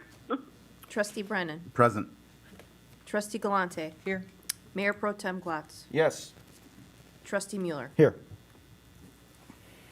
President Vandenberg is absent. Item number 1, consider approval of the agenda. May I have a motion for the approval of the agenda as written or amended? I'll make that motion, Mike. Thank you. Do I have a second? I'll second that motion. Thank you. Madam Clerk, can you please call the roll? Roll call for item 1, Trustee Berg. Yeah, Trustee Brady. Yes. Trustee Brennan. Yes. Trustee Galante. Yes. Mayor Pro Tem Glatz. Yes. Trustee Mueller. Yes. Motion carries. Thank you. Item number 2, consider approval of the minutes of the regular and special village board meeting held on August 4th, 2020. May I have a motion? I'll make a motion to approve the minutes of the regular and special village board meetings held on August 4th, 2020. I'll second the motion. Madam Clerk, please call the roll. Roll call for item number 2, Trustee Berg. yes, Trustee Brady. Yes. Trustee Brennan. Yes. Trustee Galante. Yes. Mayor Pro Tem Glatz. Yes. Trustee Mueller. Yes. Motion carries. Item number 3. Glad I had the honor to do this one. Consider the appointment of John Urbanski to the position of Public Works Director. I will happily make the motion to consider this appointment of John Urbanski to the position of Public Works Director. Do I have a second? I'll second that motion. The village's previous Public Works Director retired in March after serving the village for over 30 years.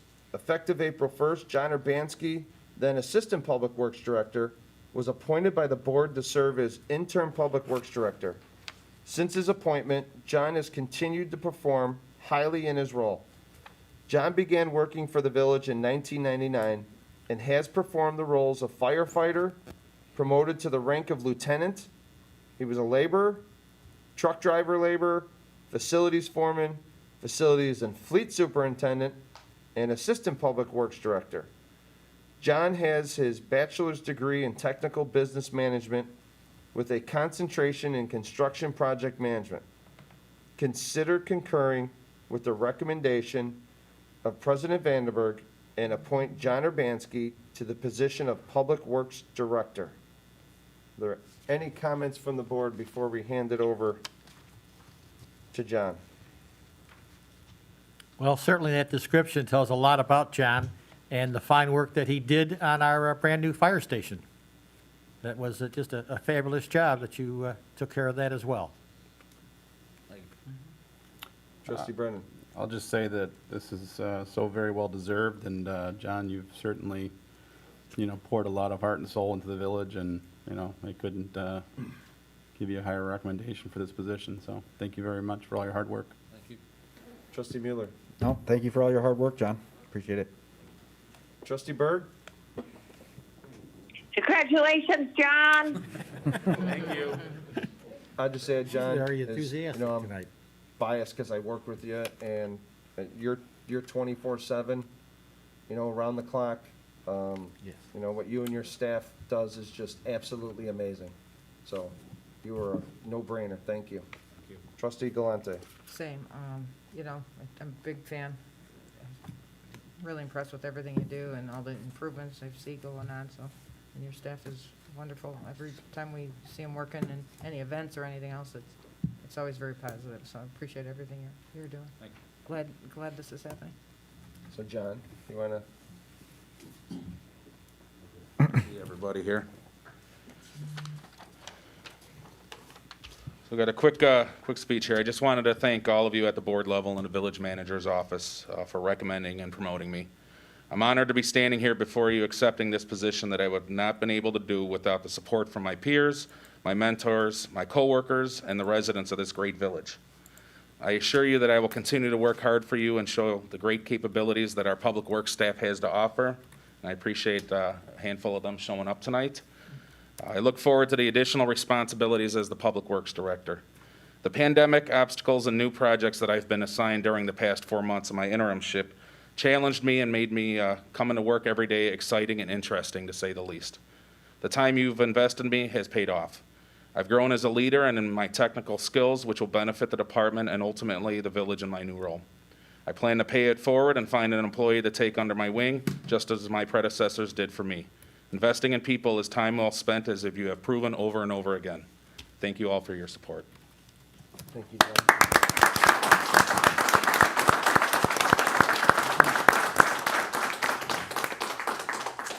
Since, I remember in March, John, when we made you interim, Public Works Director, we had a snowstorm that tested your, let's hope we're not having one tonight, okay? Yeah, thank you. I did want to reach out and thank my family also that showed up here. I got my mother, my daughter, Jamie, and my fiance, Antonia. And I thank them for showing up here tonight and support. Picture. Antonia has definitely been part of the 24/7, listening to phone calls all hours of the night, so. Thank you. I appreciate her support here too. Since Donna's not here, Hannah, do you want to take a picture of John and his family? No, y'all get to look like ninjas. Go ahead, Sue. Yeah.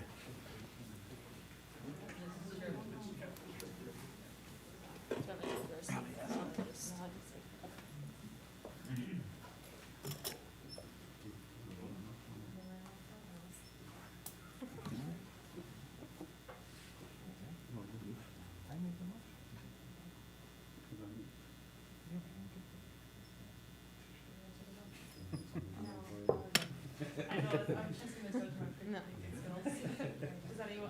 board all good? Good? Hey, John, you want to stay there and get a picture with the whole board? Yeah. Come up or go down?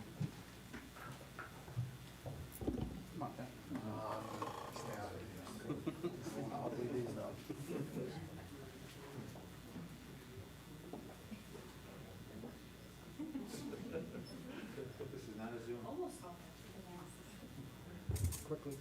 You're going to have to smile with the mask on. You give those to John? Yeah, I will. Thanks, John. But we still got the vote on it. That's right, we haven't voted.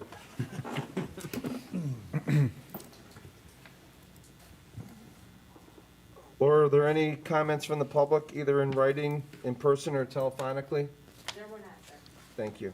And before we do a roll call again, I just want to thank all John's coworkers for coming to support him.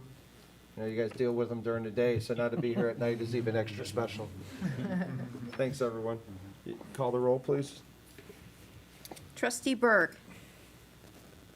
Yes. Trustee Brady. Yes. Trustee Brennan. Yes. Trustee Galante. Yes. Trustee Glatz. Yes. Trustee Mueller. Yes. Motion carries.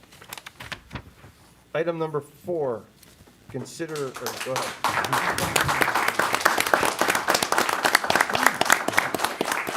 You passed. As much as I'm sure they all would like to stay for the rest of the board. Yeah. I want to leave. Congratulations, John. Thanks. Don't be late tomorrow.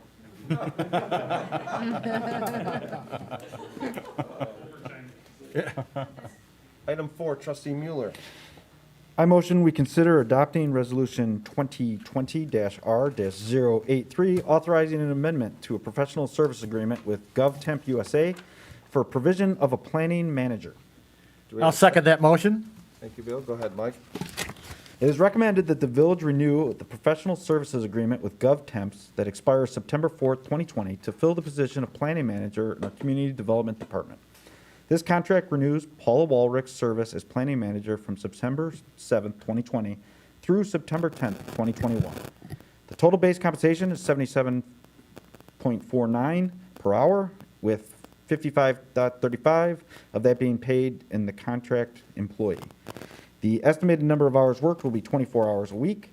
This change is consistent with the strategic roadmap as laid out by the Community Development Department. This resolution is eligible for adoption tonight. Thank you. Any comments from the board? I'd just like to add, I love seeing this appointment every year. It'll be a very sad day when Paula decides she does not want to be reappointed. John? Your lights are flickering.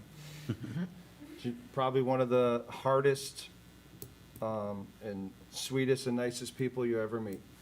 So thank you, Paula, for your service. You led us through some paths as the community development director when Dave said it would be like 6 months. I think it was like 3 years. And then like in the cow, Kimberly mentioned that she took her spot again when she had to take some time off. So thank you, Paula, for everything you do for Tinley Park. Are there any comments from the public, either in writing, in person, or telephonically? There's not, sir. Thank you. Madam Clerk, will you please call the roll. Roll call for item number 4, Trustee Berg. Yes. Trustee Brady. Yes. Trustee Brennan. Yes. Trustee Galante. Yes. Mayor Pro Tem Glatz. Absolutely, yes. And Trustee Mueller. Yes. Motion carries. Thanks, Mike, for bringing that forward. No problem. Item number 5, may I have a motion to consider approval of the following consent agenda items? I'll make that motion to consider the approval of the following consent agenda items. Do I have a second? I'll second it. Madam Clerk, can you please read the consent agenda items into the record? Item A, consider adopting Resolution 2020-R-080, approving an agreement between the Village of Tinley Park and Robinson Engineering for the Community Rating System 2020 cycle verification. Item B, consider proclaiming September 17th through September 23rd, 2020 as Constitution Week in the Village of Tinley Park. And lastly, item C, consider payment of outstanding bills in the amount of $2,394,333.93 as listed on the vendor board approval reports dated August 7th and August 14th, 2020. Thank you, Clerk. Would any of the board members like any of these items removed from the consent agenda? Madam Clerk, could you please call the roll? Roll call for consent agenda. Trustee Berg. Yes. Trustee Brady. Yes. Trustee Brennan. Yes. Trustee Galante. Yes. Mayor Pro Tem Glatz. Yes. Trustee Mueller. Yes. Motion carries. Thank you. Item number 6, Trustee Mueller.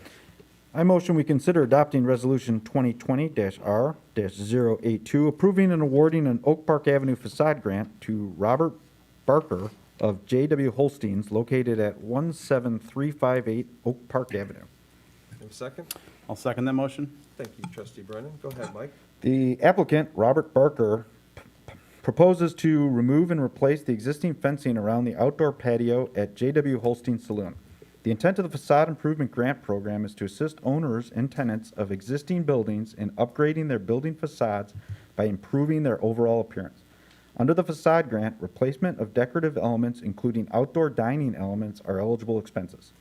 The applicant is requesting a $10,900 facade grant to replace the fence surrounding the outdoor patio with a new custom cedar wood treated fence. The Economic and Commercial Commission reviewed the applicant at its August 10th, 2020 meeting and voted 8-0 to recommend approval of the grant. This item was then discussed at the Committee of the Whole meeting held just prior to this meeting today.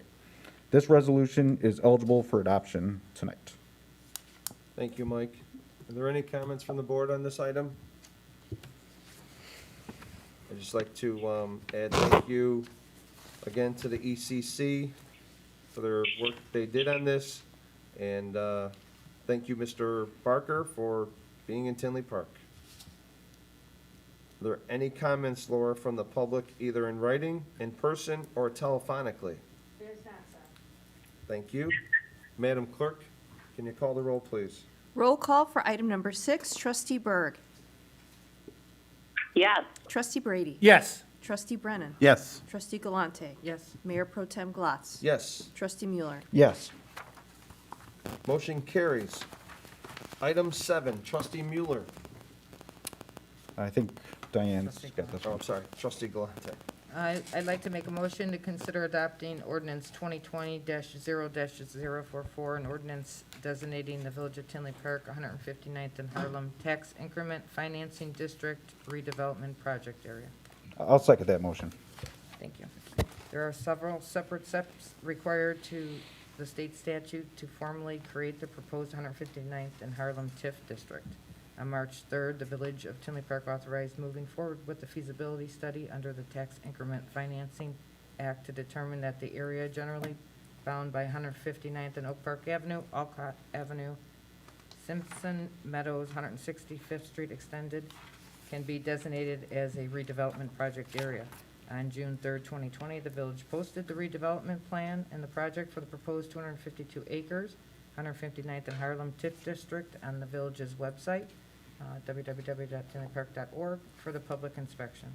The availability of the redevelopment plan and project for the public inspection was also announced at the village board meeting on June 9th, 2020. On July 14, 2020, 159th and Harlem TIF district joint review board met and gave favorable recommendation of the redevelopment plan and project.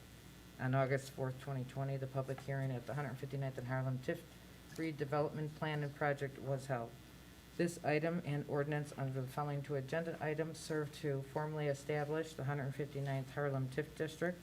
The first ordinance sets up the boundaries and designates the redevelopment project area for the 252 acres, 159th and Harlem Tax Increment Financing District. This ordinance is eligible for adoption. Thank you, Diane.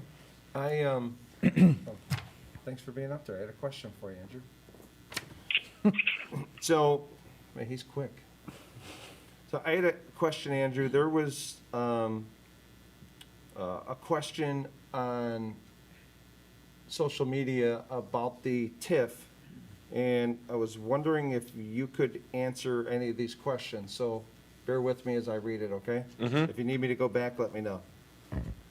So the concern was the new 159th and Harlem TIF is up for adoption at tomorrow's board meeting. After reviewing the meetings and the documents regarding the new 159th and Harlem TIF district, they questioned why the Kmart building and the old Applebee's building were included in the TIF footprint. Bandana's Barbecue, a Missouri-based chain, bought the old Applebee's building before the TIF was even considered. The building has been vacant since 2018. Pete's Fresh Market purchased the Kmart building and committed to opening prior to any discussion of a TIF. They already have been given incentives by the village. They plan to use 100,000 square feet for a warehouse and 70,000 square feet for the grocery store. Kmart has been vacant since 2016. The inclusion of these properties in this TIF will take any increment from its current valuation for the next 23 years from all taxing districts. If the owner of the shopping plaza across Harlem didn't pitch a $21 million renovation, the increment would be going to all of the taxing bodies. This leads me to the next observation. The taxing districts, according to the agenda for the TIF public hearing affected by the TIF, are Cook County, Tinley Park Park District, Bremen Township, Orland Township, High School District 146, High School District 230, High School District 228, Moraine Valley College District 524, and South Suburban College District 510, and the Village of Tinley Park. Pursuant to the TIF ordinance, the Joint Review Board, comprised of one public member and one representative from each of the taxing districts, met on July 14, 2020. At the public hearing, Mayor Vandenberg stated the JRB, by unanimous decision, voted to recommend to the village board to approve the TIF. The taxing districts present were the Village of Tinley, School District 146, and the Tinley Park Park District. Only 3 of the 9 showed up to learn about the TIF and vote. That is somewhat concerning if you live in these school districts where the majority of the taxes go, who wasn't watching out for you. To be clear, I understand the need for a TIF for the shopping plaza on the east side of Harlem. It needs to be updated. There are high vacancy rates, and owner-developer is willing to invest $20 million in redeveloping the property. Sorry, I know that was long, but I just want to make sure everyone understands the TIF and what this means. Absolutely. So I'll try and take them in the order of the, we'll say, declarations and questions that were kind of made in there, just so we have everything on a level playing field. I think I would like to start by thanking Trustee Galante for reading our list of accomplishments that we got through to get this TIF district to where it is today at the point of potential adoption this evening. In what Trustee Galante was reading in the description there for the first ordinance is the timeline that that presents what we've done, which meets the statutory requirements for the village to establish a TIF district. So there in and of itself, we have already done what we are required to do by the state statute to bring this to you so that it can be adopted and can be an operational TIF district if approved tonight. The first item that they touched upon is the why include Pete's, why include bandanas. That area that is been designated for the proposed TIF district, and those boundaries were set because that's our northwestern corridor and entryway to the Village of Tinley Park, an economic hub for us, which was at one time much greater. To have as part of the feasibility study and the redevelopment plan, it makes more sense for us to combine these parcels and these areas as a whole so that we can have, excuse me, I'm fogging up a bit, I apologize. It allows us to combine our plans so that we can have a cohesive plan for an area. You wouldn't want to, remodel only a portion of one room. If you're going to redo it, you'd want to redo it all so it's succinct and it all matches essentially. So the biggest part of what we're doing with the TIF is, yes, some economic development, revitalizing that gateway for us, generating some sales tax drivers out of there, and really, beefing up that area so that it becomes a destination, not only for Tinley Park residents, for others in the area. Part of that also includes us doing the public infrastructure that's needed for that area to connect walkways and paths so that there's an ease of use to get to and from, that you have, the appropriate infrastructure from the water mains and street lights and all that goes in with that area. So if we start excluding pieces of that parcel, it would really turn out to create a plan that wouldn't be comprehensive as a whole. So incorporating those other parcels fits in with what we're trying to do and also gives us an opportunity to help improve what's already there. Even though it was purchased by someone else and the village did award an incentive, the incentive that was awarded has an impact on their property tax bill to lessen it based on the Cook County property tax structure, which puts an undue burden on commercial and industrial. This, the 6B and 7B that were awarded levels that property tax playing field for those there. So essentially, that was the first order of business to get them in the door. Now we're going to continue to work with them so that they fit within our plan within that TIF district area. I'll stop there to see if there's any questions or if there's a further explanation requested on that item. You mentioned the walkways, so does that mean with the TIF boundary where it is, that you could use increment to put sidewalks on the east and west side of Harlem that go from Kmart and the east side, all the way to 167th Street?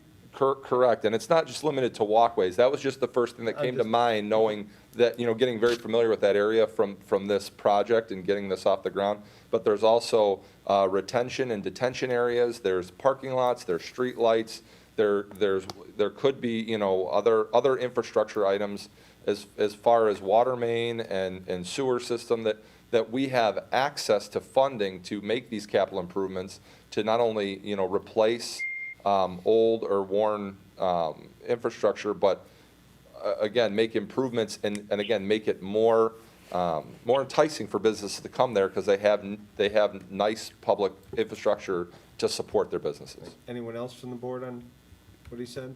No problem. Just Yes, Mayor Pro Tem, can I have the floor for a minute? Yes, ma'am. Go ahead. Is that time for that now, or are you still doing questions? No, go ahead, Trustee Well, I Berg. just want to, everyone knows that this Trustee Berg, as I've stated on the record here, tax increment districts funnel money out of the taxpayers' pockets into businesses without taxpayers, direct scrutiny. For example, the New Bremen TIF, which includes the Boulevard at Central Station Apartments, this developer is supposed to include a restaurant in the agreement, and that developer is now expecting the Village of Tinley Park to finance some of that. And this 159th and Harlem designation, it supports as much retail as we're going to ever get based on consumers' online spending and the use taxes previously mentioned by Mr. Brown and Brad, who are doing a great job, by the way. I'm not supporting another TIF district in Tinley Park. I will be voting no on items 7 and 8 this evening. I encourage the board to reconsider this as we are not what Tinley Park can afford based on reports of substantial revenue reductions that we are facing due to COVID-19. No fault of anyone, but $3.1 million is a lot of money, and just really feel like we should reconsider this. Thank you. Thanks, Diane. Mayor Pro Tem Glass. I was just going to say, one of the questions was if there's something in there like the bananas, if it doesn't meet the requirement, it's not that it can get any funds out of it. That's another great point to make, that we can't just hand these funds over. This isn't just an ask and you shall receive. There has to be a process of which that not only for reimbursement, there's only certain expenses that qualify. So again, and any plan that happens, just for the overview, within this TIF will come to the board. We'll have to adhere to our zoning requirements. I mean, there's no special, what's the word? Just treatment given to anyone that wants to be part of a TIF district. All of our laws and zoning requirements stand throughout this. This is just a means to have an opportunity to encourage and increase economic development, as well as then in tandem support public infrastructure and replacement of that, again, for the betterment of that area and for the surrounding area. So then the next item I picked up on was more of a statement on that this would take away increment from the current taxing districts, and that is not a correct assessment of how TIF works. What would happen is, upon approval of this, it would freeze the tax base for this area for the fiscal 2019 tax year.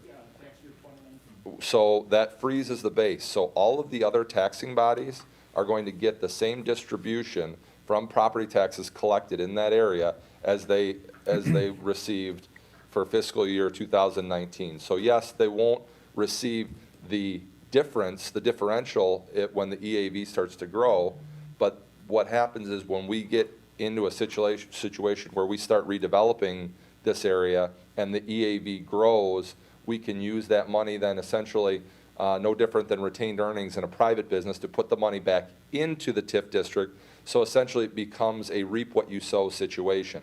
But for the TIF district and this new development, if the EAV stayed the same or had small incremental growth over the next 10 years, we'll say, that those taxing districts are only going to get a small incremental growth off of those areas, where we're creating an economic development area and a tool that allows us to create an opportunity for that EAV to grow at a much steeper incline, which then when we are completed with the project and the plan in the area, it leaves a much larger EAV at the end of the day, for which then all those taxing districts then can take part in. One of the districts specifically noted in that was 146, and they were in attendance. And I guess I should preface that with, in January, before my arrival, the village reached out to these taxing districts and had conversations with them prior to the feasibility study even being approved, to let them know, hey, this is what we're doing, this is what we're considering. And at that time, none of the taxing districts had any reservations about it. And that's what led to what I believe is why on March 3rd, we were able to have that feasibility study take off. And again, even though the decision, was unanimous and all those taxing districts weren't there, per the description and what's been included in the board packet, we did send out the appropriate mailings and make the appropriate contacts per the state statute, so that they had the opportunity to come to the joint review board meeting and be heard. So again, I think that part of the reason why maybe we didn't get more push was that these districts were already aware of what we were doing. The Village of Tinley Park has a very solid track record when it comes to TIF, specifically the Oak Park Avenue TIF, because of how well it did and how much increment it was able to generate from its inception to when it was closed, and how all those districts and areas were able to essentially were rewarded through our good work and our expansion of that area. And again, as I was alluding to, specifically with 146, Jeff Charlson, who was their representative, who was here, who I had the pleasure of meeting prior to this, had expressed to me that they had they were unable to fund a full-day kindergarten program in that district, but for the increase in EAV and what was created from our TIF district funded that for their school district. So again, when you have strong partnerships with your other taxing bodies that are with the municipality, and they see the types of plans and redevelopment and the way we go about things, that's where you really see the support. And I think that's where not only the unanimous decision came from, but maybe where there, in other communities you find that there's some back and forth between these districts because they don't have the same relationships or positive track record like Tinley Park has. And then the last item, actually that was the last item. Yeah, I'll piggyback off of that. The Oak Park Avenue is probably on record as one of the most successful TIFs in the state of Illinois. And I would also say that 146 has been probably our largest supporter and partner in our TIF efforts since inception. In 2003, when we were considering creating a downtown TIF centered on the former school site, the old Central Middle School site, they came over. The superintendent at that time came over to review our proposed area for the TIF, and I will say he shook his head and said, "No, it needs to be bigger." And that ended up us creating the Main Street South TIF and the Main Street North. Because he was saying, we are seeing a declining EAV beyond the area you're talking about, and so make it bigger. And so they, like I said, they have been a large supporter of our efforts in these projects from the very, very, very early days. Have you had more than one superintendent during that term? We've had at least 3 superintendents. I think we're on the 3rd superintendent since that time. So you had 3 different. And actually, it's more than that if we go back to 1994 when we created the first TIF. Okay, so it's not just one person that was in there that supported, it's everyone that's been in there? We have had strong support from their leadership all along. Thanks, Brad. Unless there was something I missed in that statement, I'd be happy to answer any further questions. Anyone else have any questions for Andrew? No, I'll just make a statement if that's all right, President, or what do we call you, Pro Temp? I, for one, I'm looking forward to this TIF district and the potential that it brings to Tinley Park. This is the first area that Tinley visitors see traveling south on Harlem Avenue, and it'll be incredible to see the investments, the businesses, and the community showcased at that location. As Andrew has mentioned, the boundaries of this TIF were evaluated and scrutinized by staff, our consultants, and this board to ensure both development and infrastructure opportunities were considered. But what I'm looking forward to most in this area is moving forward and creating a creative mix of restaurant, retail, and experience-based locations that'll make this corridor viable long-term. It's out of place with its time, unfortunately, right now, and I'm looking forward to a healthy, brand-new mix in that location. Thank you. Any other questions from the board? Is that it, or do you have more? No, that's all I had, and these 3 items, 7, 8, and 9, all are a trio that go together, so I will stand up here and just in case there are any further questions as we go forward, but again, as Trustee Galante so eloquently stated, the first one designates the boundaries and the redevelopment area. The second, 045, will be for a vote to approve the plan, and then 046 formally creates the TIF district. So again, if there's any questions about any one of these ordinances we go through it, Brad and I would be happy to answer any questions. Thank you. Thanks. Deputy Clerk, are there any comments from the public, either in writing, in person, or telephonically? There are not, sir. Clerk Therian, will you please call the roll? Roll call for item 7. Trustee Berg. No. Trustee Brady. Yes. Trustee Brennan. Yes. Trustee Galante. Yes. Trustee Glatz. Yes. Trustee Mueller. Yes. Motion carries. Thank you. Item number 8, Trustee Galante. I'd like to make a motion to consider adopting ordinance 2020-0-045, an ordinance approving the Village of Tinley Park's 159th and Harlem Tax Increment Financing District redevelopment project area, redevelopment plan, and project. Second? Is there- I'll second the motion. Thank you. This is a companion ordinance of the previous agenda item. The current ordinance would approve the document outlining the possible redevelopment activities and the improvements contemplated over the 23-year life of the 252-acre 159th and Harlem TIF increment financing district known as the redevelopment plan and project. This ordinance is eligible for adoption. Any questions from the board? Deputy Clerk, are there any comments from the public, either in writing, in person, or telephonically? There are not, sir. Thank you. Madam Clerk, could you please call the roll? Roll call for item number 8. Trustee Berg. No. Trustee Brady. Yes. Trustee Brennan. Yes. Trustee Galante. Yes. Mayor Pro Tem Glatz. Yes. Trustee Mueller. Yes. Motion carries. Thank you. Item 9, Trustee Galante, one more for you, Andrew. A motion to consider adopting ordinance 2020-0-046 and ordinance adopting tax increment financing for the Village of Tinley Park, 159th and Harlem Tax Increment Financing District. For a second? I'll second that motion. Thank you. This is a companion ordinance to the previous 2 agenda items. This ordinance would approve tax increment financing for 159th and Harlem Tax Increment Financing District and is the last step in formally creating the TIF district.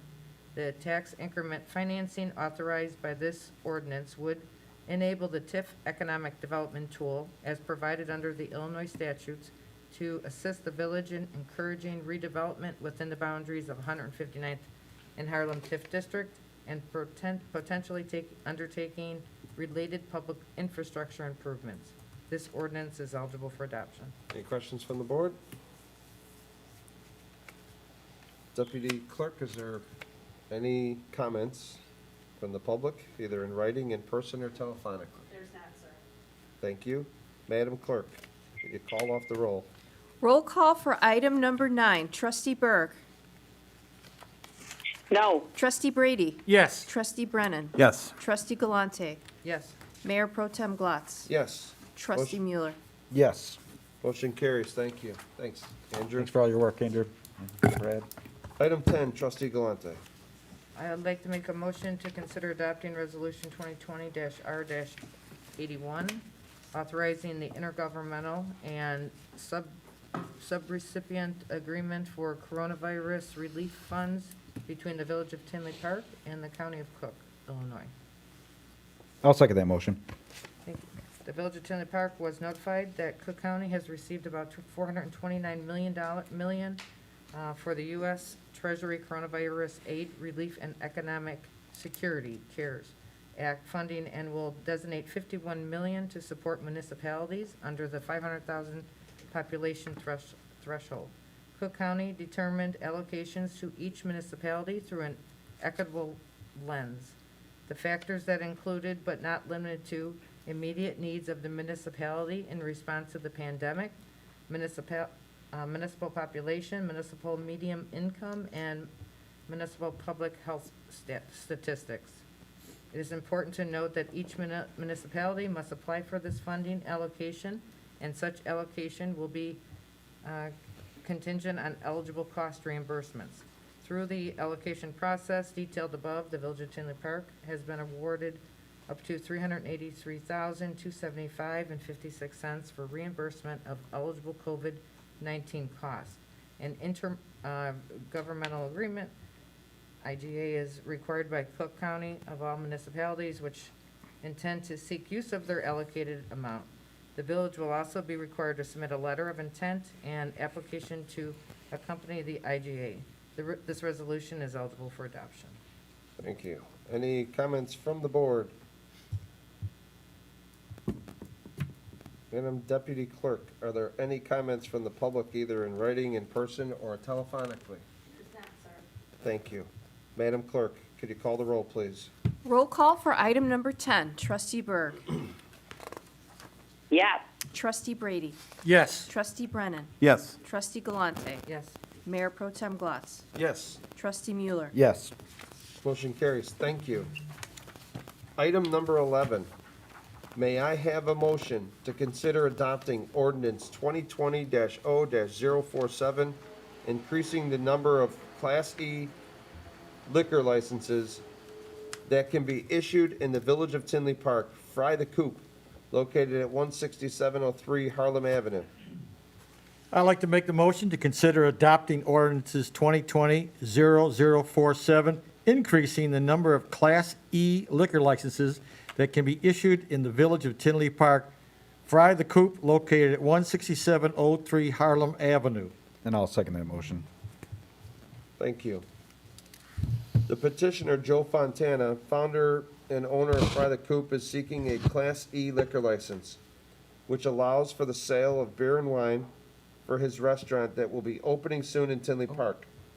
Fry the Coop features Nashville hot chicken and has seen much success in its 5 other locations, which include Oak Lawn, Elmhurst, Prospect Heights, Chicago's Loop, and Chicago's West Town.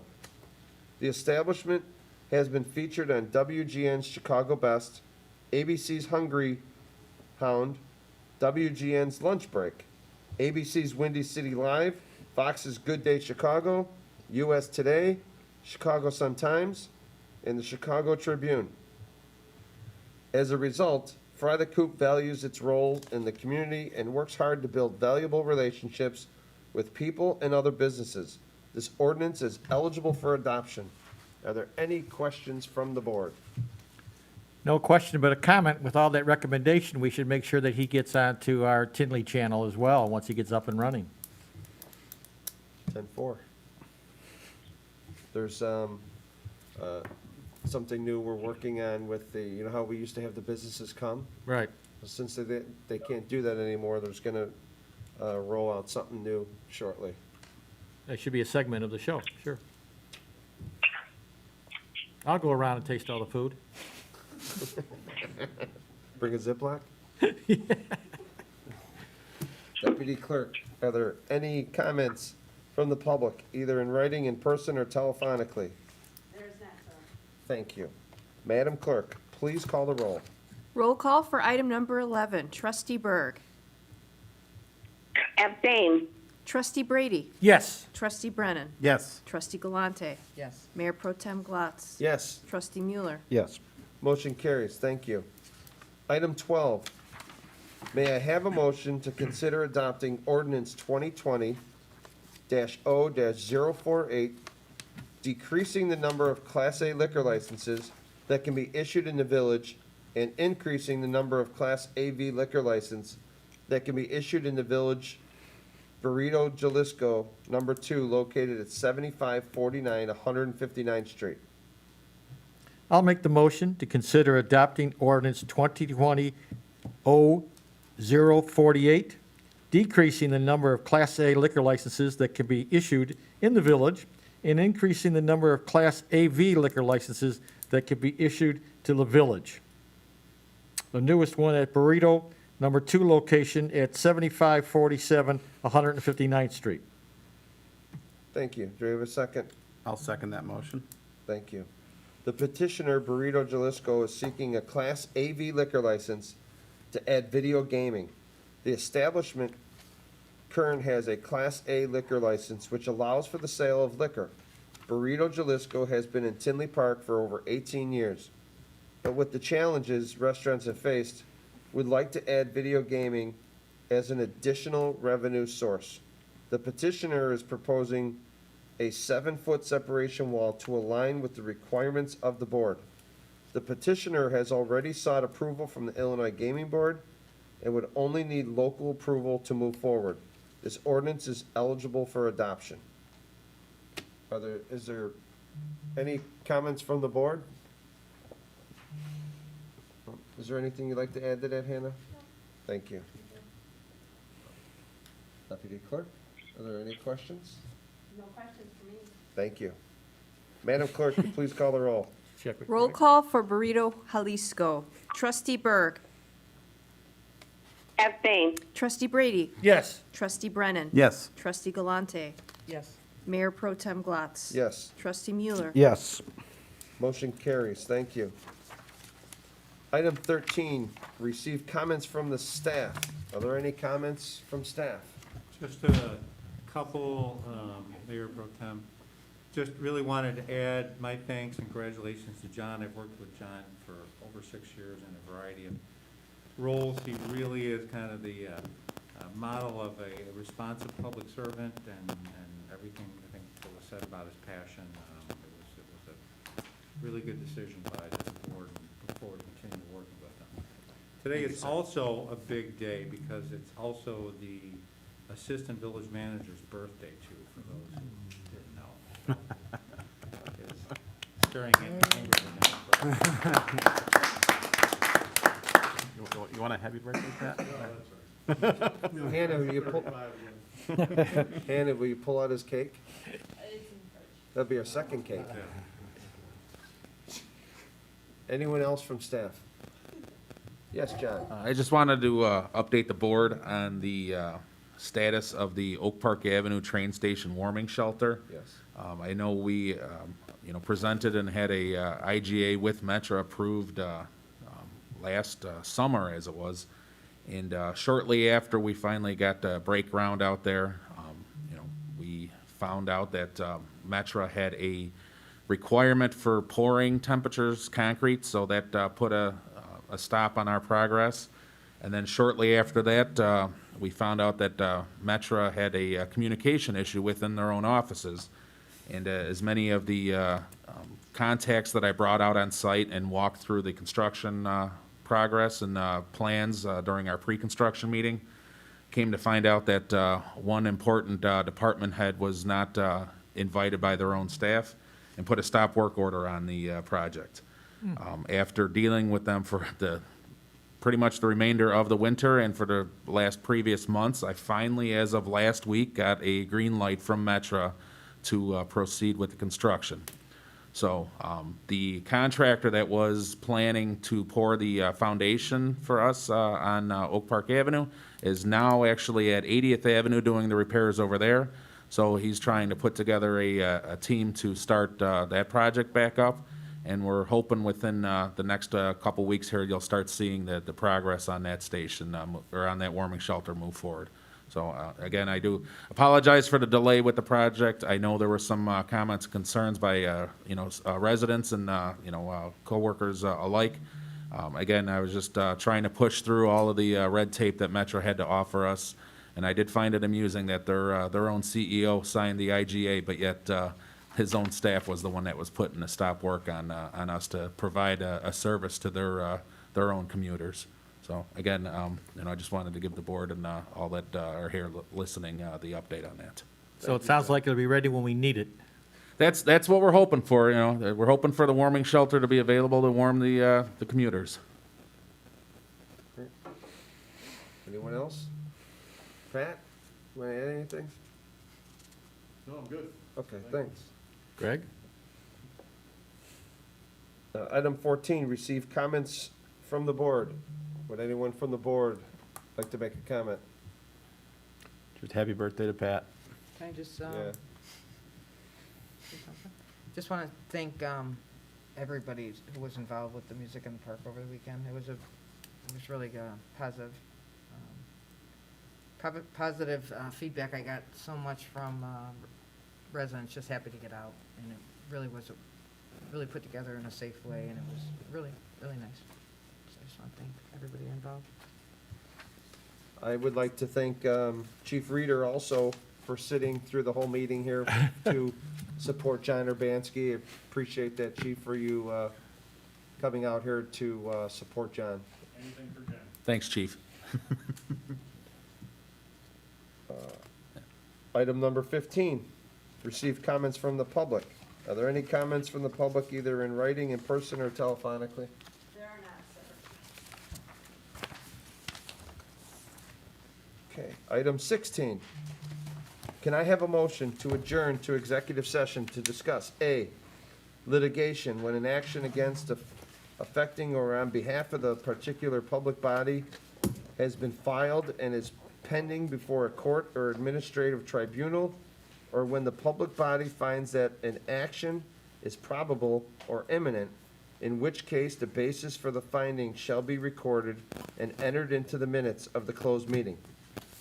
B, collective negotiating matters between the public body and its employees or their representatives, or deliberations concerning salary schedules for one or more classes of employees. C, the appointment, employment, compensation, discipline, performance, or dismissal of specific employees of the public body or legal counsel for the public body, including hearing a testimony on a complaint lodged against an employee of the public body or against legal counsel for the public body to determine its validity. D, the purchase or lease of real property for the use of public body, including meetings held for the purpose of discussing whether a particular parcel should be acquired. E, the setting of a price for sale or lease of property owned by the public body. Do I have a motion? I'll make that motion. And I'll second it. Thank you. Madam Clerk, could you please call the roll? Roll call for adjournment. Trustee Berg. Yes. Trustee Brady. Yes. Trustee Brennan. Yes. Trustee Galante. Yes. Mayor Pro Tem Glatz. Yes. Trustee Mueller. Yes. The motion carries. We'll be adjourning to executive session at 8:55 PM. This will end our public meeting this evening, and there will be nothing to follow. Thank you.